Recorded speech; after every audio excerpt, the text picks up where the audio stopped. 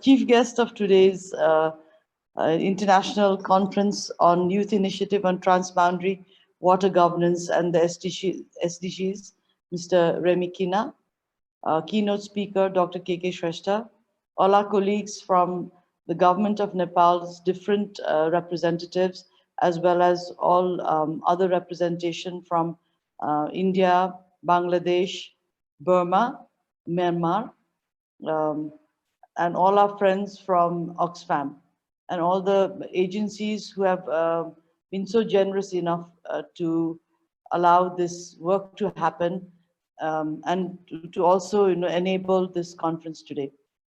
First of all, I'm very happy to be here to listen to all the things that have been done in the past. Of course, I have been associated with this program right from the inception. And it is really a proud day for me to see how far we've come along in this journey. And it is still a journey. We are, at some point, at a good point, but we, of course, need to go further ahead. And the all the initiatives that we took and all the successes we've had in Nepal and in our neighboring in the participating countries have been quite exceptional, especially given the challenges of the pandemic, where there was restrictions on travel, restrictions on going to the field, but still all the people who are so dedicated to this work, who saw the importance of how important how how valuable the work we are doing is to to this generation, to the future, as well as to the peace and sustainable development of this region. Everyone carried on. I would like to congratulate all the implementers, all the planners, and all the support we have got, all the supporters of the program. Saying this, I was also very happy to hear from Mr. Kima the Remy, the importance of the Water Convention, because I've tried to look at it and I really didn't quite understand it when I read it just by myself. But coming from him, I think he put it in a very user-friendly way. I mean, in a way that all of us could understand why it is important to join this convention for all countries all over the world, because everybody has water resources, everybody has water issues, and we also need water for everyday life. It's one of the commons that all of us need access to in for daily life, whether it's for drinking, for irrigation, for transportation, or for power. And all this and the impact that climate change is going to have on all our water bodies, on our water towers, this is going to be the biggest challenge in this and in the coming centuries. We have already seen what difference climate change is making to how our water systems behave. The rivers that we took as a friendly river suddenly becomes a torrent. It becomes a huge flood, and civilizations, houses, the whole cities have been wiped out. And this was a phenomena we thought was only common to our part of the world. But now, even in Europe, which has a Mediterranean climate, which has relatively stable mountains, we have seen this happen just last week. And I think this has come as a wake up call to all of us. It is not only the activists who need to pay attention to what we are doing to this world and how we are managing our resources. So the Water Convention, Secretariat seems to have worked out a lot of the things that we already need to be doing. So how do we take this forward? We have groups at the grassroots level working on different basins, especially the larger basins of Asia. Then we also have the international community, which is already awake, which has woken up to this in a very, in a way which is like shocking at some times. But how are we going to take this forward? I think this is the crux of the matter, and involvement of the youth in this is very, very crucial, because we may not be around, but the young people are going to be around, and their future generations are going to be, how they live in this world, what decides their lives is going to be decided by what we are going to do in the next 10, 15 years. So this is a very, very crucial program, and I really would like to thank Swedish SIDA, IUCN, EC the Water Convention Secretariat, and of course Oxfam for making this possible. But I would also like to request all of you to please put on your thinking hats and think very concretely about how we take this forward. Because we have a good beginning, we have made a base, we've got women involved in it, we've got youth involved in it, we've got the private sector involvement in it, and uh, and mostly in communities like, at least in Nepal, it's mostly the government, mostly the national government, which manages big water resources.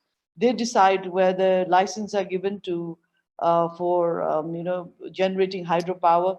They decide where the dams have made. They decide where the irrigation waters go. But now we've seen that much is not enough. We can't just have central planning without really looking at how all these plans affect the lives of common people, the people who live right next door to the rivers, as well as the people who live upstream, downstream, and along the whole body of the water resources that we are looking at, especially the large rivers.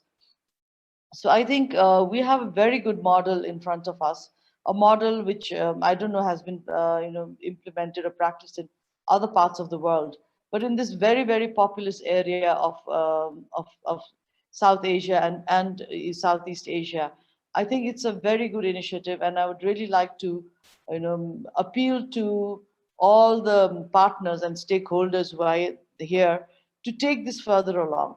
I know, the resources are scarce. Resources are scarce everywhere in the world. And we don't only require resources from a global level. We also require resources at the local level, at the level of a community.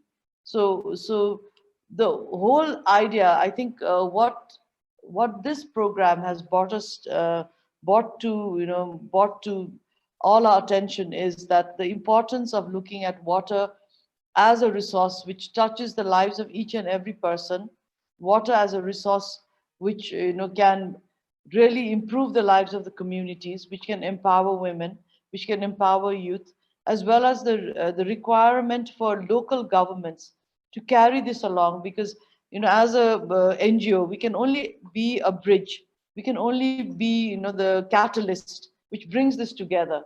But in the end, it's the local governments which need to take this through.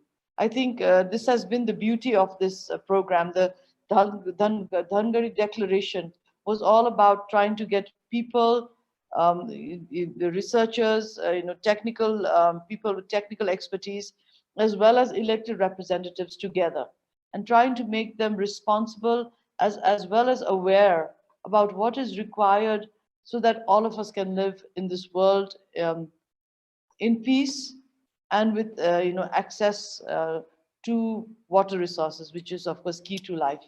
So I don't think I can digress more on this, because I think there's going to be very interesting sharings in these 2 or 3 days that we are going to be together. And with this, I would like to again thank the organizers for inviting me there, for inviting me here today, and also um, all the everybody involved in this, all the stakeholders, right from the top to the women who are members of the women's empowerment groups. I would like to thank all of you for your dedication, for your farsightedness, because it is not easy for a woman to leave other things aside and become active in so many of these groups. But they have done this because, and the sense of agency that has developed out of this will carry on for a long time to come. But we need to ensure that they have the environment, they have access to resources, they have access to voices, to platforms where they can raise voices for policy change. And for this, I appeal to the international players in this community, because I think your vision of where we need to go matches right down to what the needs of the common person is in communities like the one that is represented in the Mahakali Basin. Once again, I would like to thank you all for giving me this opportunity and for sharing this session. And I would like to wish this conference all the best. And I hope we can still meet in the future and again discuss things and look at better and better achievements that we would have made together. Thank you and namaste.